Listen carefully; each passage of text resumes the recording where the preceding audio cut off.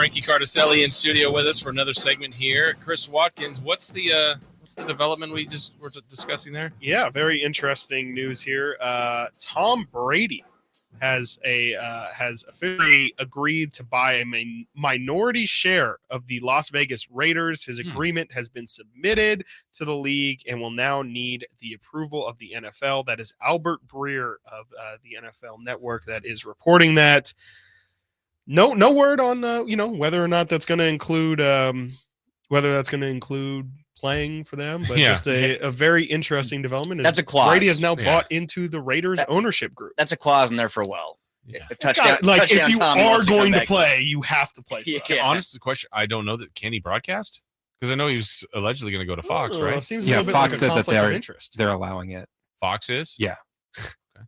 Is that they're just like, yeah, we'll allow it. We already signed it, so kind of definitely seems like a little bit of a conflict of interest, though. No.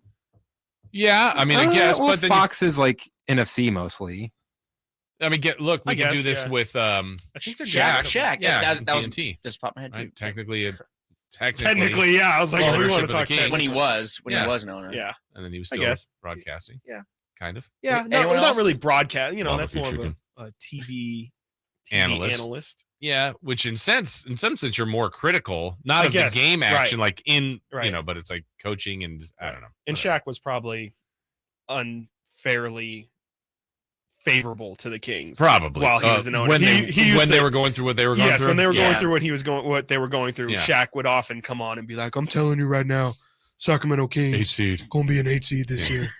You can guarantee it." When they have Chuck saying stuff like that, I guarantee. Oh my God, he's always ruined wrong, us. Yes. As part of the Raiders deal, does he have to admit that he wasn't throwing the ball? Yeah, right. There should be some admission of Tuck rule. With somewhere him, coming to the Raiders staff. So it's in the small print. Yeah, it's got to be along with coming back if he wants to. Come back. Malpractice if not. Yeah, that's right. So Frankie, we were talking a lot about Sasha here. You mentioned Lyles. You mentioned Barnes. Sasha. What about Keegan? How does this impact him? Because that's another guy that's kind of in that forward mix. I think one of the biggest debates going on around, at least I don't know if you guys have seen this either, but one of the biggest debates going around King social media, specifically Twitter, the Bird app, is what is Keegan Murray? Is he a small forward or is he a power forward? And I don't know. I mean, that's the question you need to figure out. Is Keegan going to be your small forward next year if HB leaves and you do bring Sasha over? Because one of the biggest questions, too, aside from that, is does Sasha start or come off the bench? And I think that's what you and I were talking about off the air, would Sasha start? I don't know if he would. I don't believe he would. I think you need more of a defensive impact at that starting position. Yeah. But, again, we know that the Kings 5 they had this year was very good. It was very talented. It was very healthy. It played together. I think it was the most the most games together out of most teams in the league as far as starting lineups go. But if your ceiling is going to 7 games with the Golden State Warriors, a Golden State Warriors team that wasn't as good as they've been in the past, how do you get a little better? It's got to come down to the defensive end, obviously. Right. You can't get stops, you need to get stops. But where does Keegan fit in that? Is he a 3? Is he a 4? Because that kind of helps you form those other questions of, does Sasha become your starting 4? Does Keegan play the 3, and do you sign or try to trade for someone that can be an impactful starting power forward? I think he'd be a great kind of like slashing, scoring 3, but I think some people out there think he's supposed to be developed into a 4 or a power forward like it was in college. But I just think I see some shades of I don't want to say Rudy Gay, because like Rudy Gay was more of a pure scorer who could score off the dribble, but in those moments where Keegan would score kind of off of the dribble, if you squint your eyes, I kind of could see it. If he could develop that kind of step over, kind of baseline jumper like he knocked down against the Warriors in the playoffs, I really like that comparison for him. But also from someone who wants to be Kris Middleton, Keegan Murray has aspired and said since the day he was drafted, he compares himself to Kris Middleton. Kris Middleton's a small forward, so I do think that is the first thing you need to figure out is what position does he play, because then you can kind of figure out what goes next to him. Right. So with that, with like trying to figure out what Sasha is, what would you say his shooting ability clearly is something that will be useful at an NBA level? Is there anything else that you see in his game? You mentioned his defense earlier being a question, but is there anything else that you see in his game that you're like, I could see that translating easily over to NBA basketball? Oh yeah, ball movement. I mean, he's not like a high assist guy, but I think he had 4 assists yesterday. Share the sugar. Yeah, he's someone who makes the smart play. Very crafty.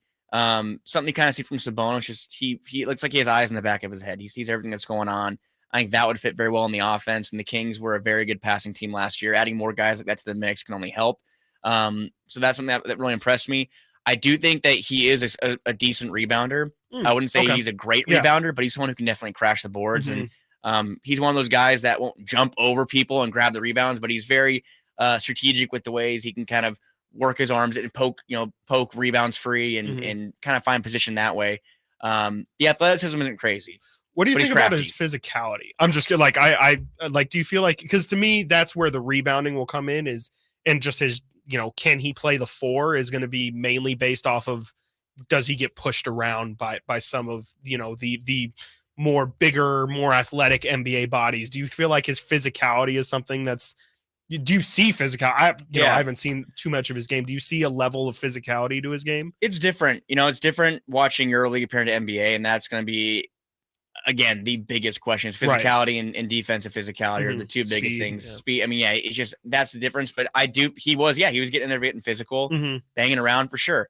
But NBA bodies are different. Right. And Size NBA athletes are different. Yeah. And that's going to be an adjustment that I'm kind of most concerned about, I think, is how will he fare against some of, again, EuroLeague. Especially if you're playing him at 4. Yeah, and again, a lot of these EuroLeague athletes, I mean, a lot of guys you'd see, hey, I remember him. Like, he played in the NBA. That was my favorite part. Yeah. Isaiah Cannon had a great game. Off. Mario Hazonia was in the game. Yes, I was like, oh my gosh, this is Chimo Monecki was right? playing the other night. Yeah. So I think that's a family reunion. There are NBA NBA players are playing in the EuroLeague for sure, but coming over here, I just think would be a little bit different playing against guys that have been with it and in the league for years and are perennial all-stars. If he has a matchup against someone like Paul George, how is that going to go?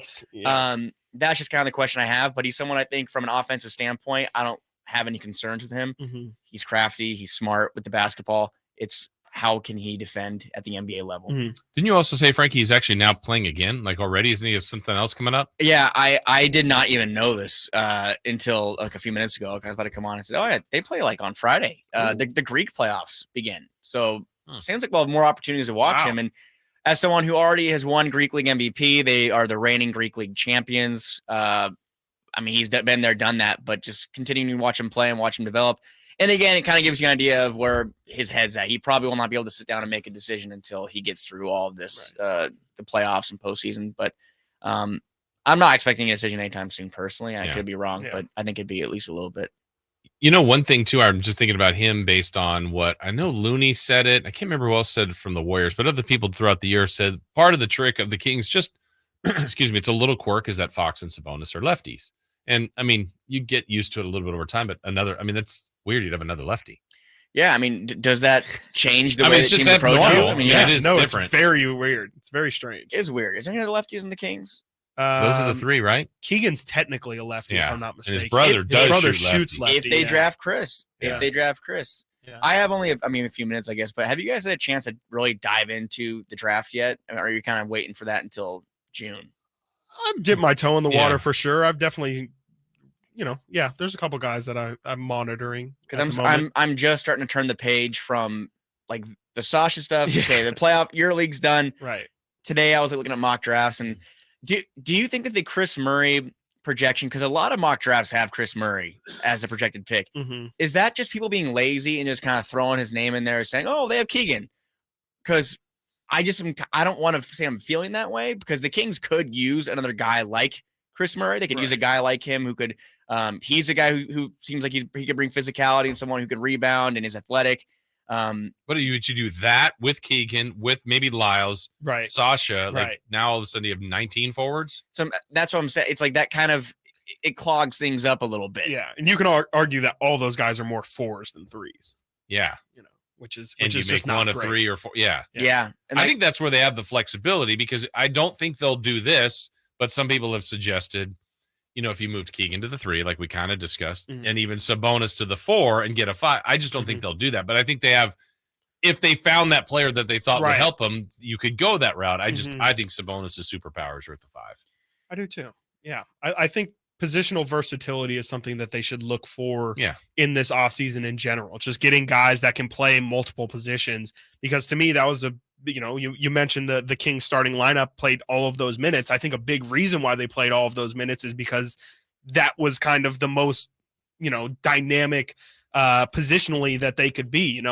All their bench guys kind of really fit into, okay, Malik Monk is definitely a shooting guard. Davion Mitchell can really only play point guard. To me, they need to get as many positionally versatile guys as possible. So it's only going to be a good thing. Yeah, I mean, I'm very intrigued to see what they do because, again, what kind of timeline do you have on the Sasha choice? Because if Sasha, let's say he drags out and waits past the draft, does that change how the Kings draft? If Kris Murray's on the board, I mean, you have to imagine the Kings will want to take him for a lot of reasons. Does that change, though? If Sasha comes, and says, hey, June 13th, I want to come to the NBA. I'm ready to sign. Okay, do the Kings transition to drafting a center? Do they go back? Because, again, they need to solidify that position, too, in my opinion. Backup center, absolutely. I mean, the Trey Lyles small ball thing, that can be there if you bring him back, sure. But they need a shot-blocking, rim-protecting center. And I know they have Neemias Queta in who's going to be a restricted free agent, I think, this offseason.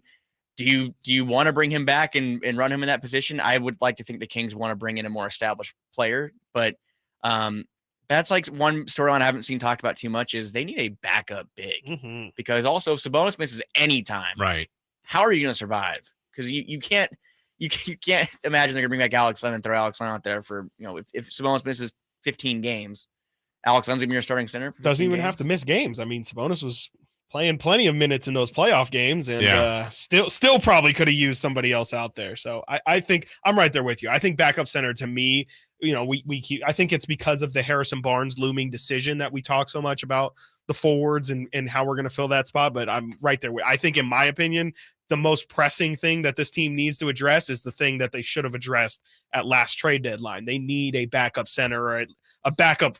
They need not even, it doesn't necessarily have to be a backup. Like Jason said, I just think they need overall rim protection and, just a more physical presence. They shouldn't have to go to Alex Len in the last 8 games of the season to essentially save them. Rashawn Holmes is still signed. He's under contract. Yeah. He's still under contract. I mean, maybe they can reinvent him. Maybe you reinvent him. If no one can take him, I mean, it's about player development, right? You have to get something. You have to get something out of that. Yeah, absolutely. A story for another day. Story for another day. Well, Frankie, thank you for coming in. Yeah, good to see you. Appreciate it. Good to see you guys. I'm around if you need me any time. Yeah. For anything, unless you need some money, then I'm not. Yeah, I'm not coming around for that. That's what I'll let you guys know. Okay. That. Yeah. All right. That's Frankie Cartoscelli, our Sactown Sports Kings insider. Check him out on SactownSports.com. Kris and Co. We are back with more, including, the play-in game has been very successful for the league. Can the new midseason tournament have that same kind of success?